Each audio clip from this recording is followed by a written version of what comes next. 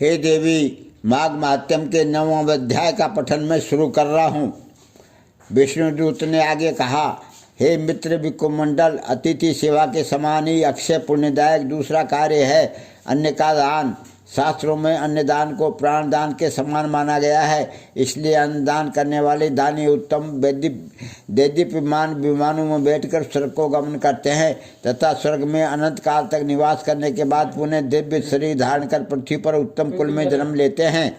वे सब प्रकार के सुख भोगते हुए भूपति हुआ करते हैं। इतना ही नहीं, ऐसे मनुष्य रूपवान, धनवान, ऐश्वर्यवान तथा धर्मात्मा होकर संपूर्ण दुखों से मुक्त रहकर दीर्घायु तथा पुत्र पौत्र आदि के साथ सुख भोगते हैं।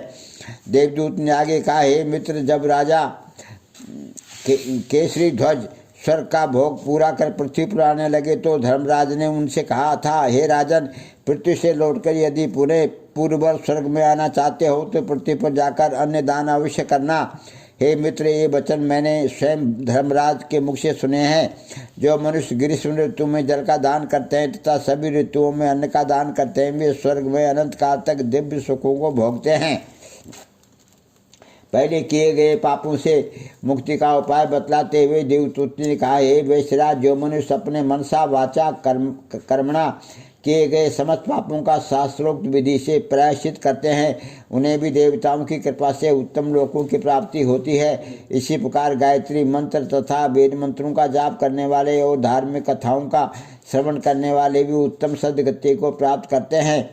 व्रत एवं तप का अनुष्ठान करते हुए जितेंद्रिय रहकर सत्य बोलते हुए जो पराये और दूषित अन्न का त्याग करते हैं, वे भी नरक यातना नहीं भोगते।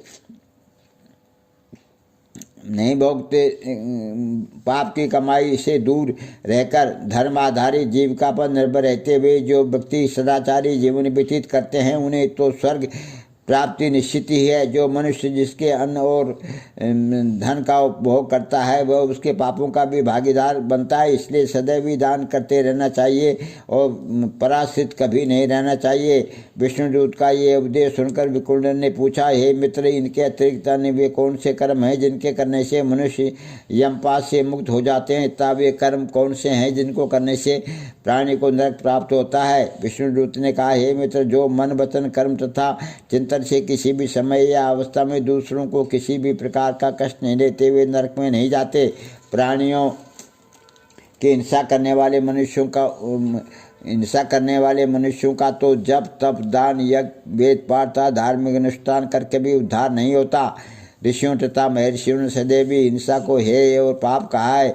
जो मनुष्य छोटे छोटे जीवों की अपने समान ही रक्षा करते हैं, उन्हें प्रेत नदी की दुर्गति, अंगारों से भरे कील मार्ग तथा नाना प्रकार की भयानक यम यातनाओं को कभी भी नहीं देखना पड़ता। अहिंसा को सर्वश्रेष्ठ धर्म बतलाते हुए भगवान के दूत ने कहा, जो मनुष्य भोजन का स्वाद और शरीर हित से प्रेरित होकर जलचर थलचर तथा निरक्षर जीवों की हिंसा करते हैं, उन्हें घोर दुर्गति प्राप्ति होती है। नरक में उन्हें अपने ही मांस का भक्षण करना पड़ता है और आगामी जन्मों में अंगहीन तथा रोगी होकर दुख भोगना पड़ता है। प्राणी हिंसा करने वाला दोनों ही लोकों में घोर दुखों को प्राप्त करता है। इसके विपरीत प्राणी हिंसा से मुक्त रहने वाले को सर्वत्र सुख और अभय प्राप्त होता है और वह दुख रहित तथा भय रहित रहता है।